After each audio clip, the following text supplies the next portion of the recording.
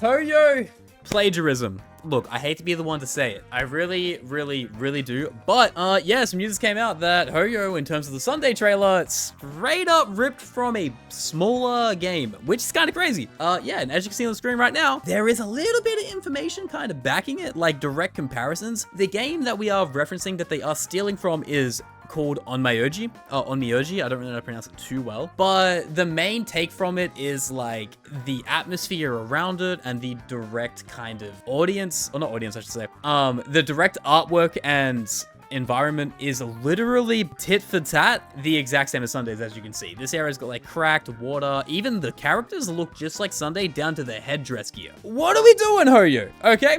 And it goes a lot deeper than this. So if you do like the video, please like, comment, and subscribe. I appreciate you. And if you want, come join the Twitch channel, twitch.tv/Gotcha. We are also linked in the description, and we're live every day, if not every other day. All right, lock in. Okay, boys. But yeah, this was shown on Twitter, and it's pretty much done the rounds very heavily. I feel like everyone kind of knows about it though, and even having Hoyo defenders as they are, and as they always will be, there's nothing to latch on to here. This is blatant plagiarism. Like, it just is. Okay. And with other examples, it actually turns out when you do a little bit of digging and you go further and further back in time, okay, they ripped a few things off. Okay, they ripped off Bailu's design, obviously Herder's design, very similar. It's kind of to the point of, okay, copy my homework but make it different sort of deal. Okay, and then when you go further on as well, the Sparkle trailer was the Sparkle trailer isn't even trying to hide any level of difference. Okay, the eyes are identical, the interlace patterns, like the color scheme, the palette, the design choice being used, it is yeah, as you can see, like left and right under the face cam, it is crazy. It is crazy how insane this is. It's beyond shameless, to be honest.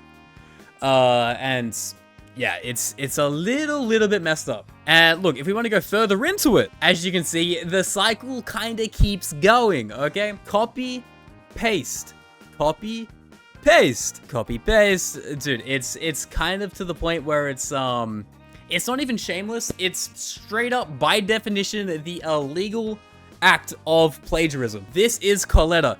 You couldn't have even sat there and took away the eye patch. It still has an eye, dude, it is nuts. And we still have more. We can keep going. I'll show you one more quick example to kind of get the point. Where I believe if you have the direct side-by-sides of the new trailer, it is tit for tat identical. And if you want to be that guy and think maybe some of these are taken out of context or whatever, if somehow you can make that, you know, mental gymnastics work for you, all right?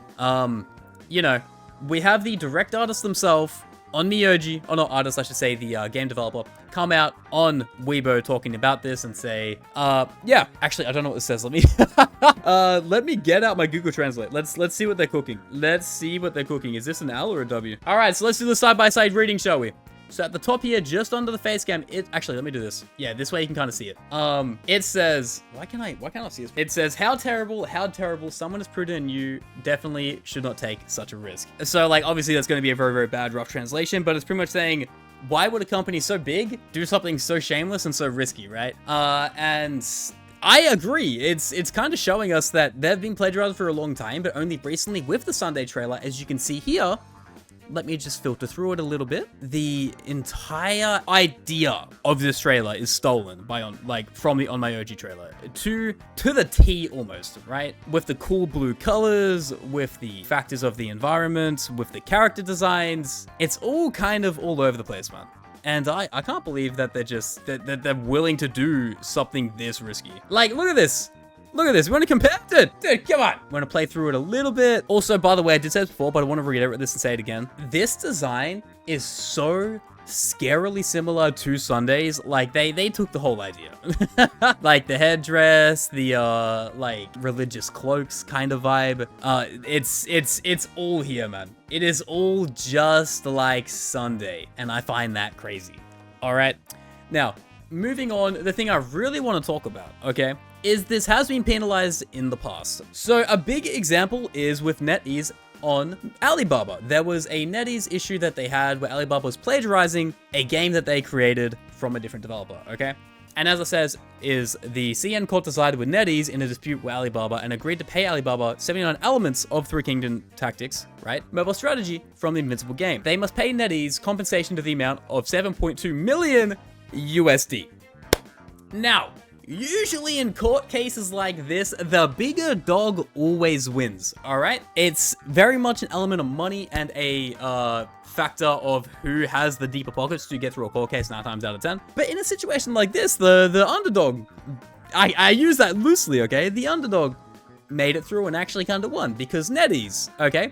NetEase has a worth of 55 billion, which is insane, okay? But not to mention Alibaba has a net worth of 209.5 billion. I don't know how this went through and transpired in court. I don't know how different the CN plagiarism laws are to the rest of the world and the West, more importantly.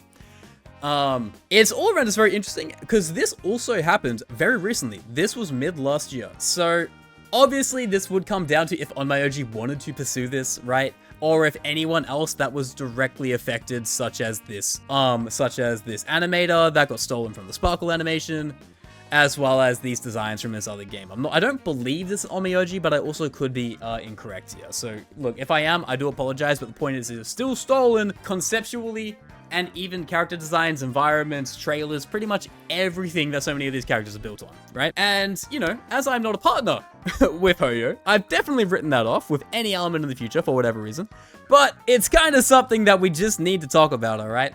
And I know a few other creators are going to be talking about this, but I thought I'd bring more of the numbers side of things. As you can see with the underdog won, a 4-to-1 kind of like size and money being a huge factor, and yeah, they pulled through. So I don't know if they're going to compensate or if they are going to have a court dealing or court proceeding with it. But yeah, it's definitely something to keep an eye on and, you know, be really interested in looking for the next few months, because there are still Hoyo defenders on this, by the way. Like, there is legitimately people who still think this is actually like fair use, right? Which is one thing, and outright not plagiarized and pure coincidence.